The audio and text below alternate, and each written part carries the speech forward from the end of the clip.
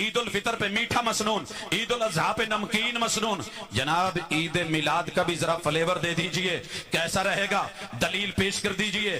13واں سوال، نالین پہ نبی کے نام سے استقبال کرتے ہو، تیرے کسی مرشد کا پتہ دے، میں اس کے جوتے پہ اس کے نام لکھوا کے شہر لاہور میں لگوا کے انتظامیہ کو بلوا کے میں استقبال کرتا ہوں، کرنے کی اجازت ہوگی یا پھر وہ گستاخی شمار ہوگی؟ 14واں سوال، جناب علی نے تو رضی اللہ تعالی عنہ میرے نبی کے نام پہ کافروں کے مطالبے پہ نام پہ صرف قلم سے لکیر نہیں پھیری تھی، ارے ظالم تو نے پیغمبر کے نام پہ عید کے نام پہ کیک بنا کر کے چھریاں پکڑ کر کے میرے پیغمبر کے نام پہ چلا دی، کب کوئی سموٹو ایکشن ہوگا اور تیرے خلاف توہین رسالت کا کیس ہوگا؟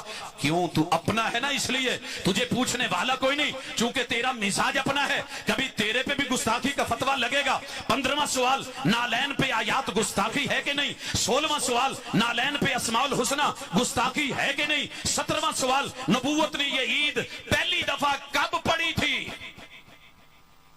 میرا حق بنتا ہے میں پوچھوں، میرے پیغمبر نے عید پڑھ کے دکھائی، آرڈر دیے ذرا لے کے آ۔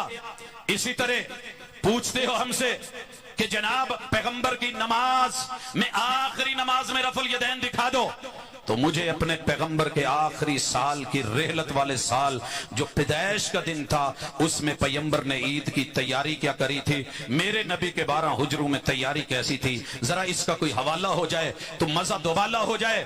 19واں سوال، آپ کے چچا عباس نے رضی اللہ تعالیٰ عنہ، چچا حمزہ نے اور پھوپھی صفیہ نے، آپ پیغمبر کی اصل نے، آپ کے بڑوں اور وڈیروں نے یہ عید کتنی دفعہ زندگی میں منائی؟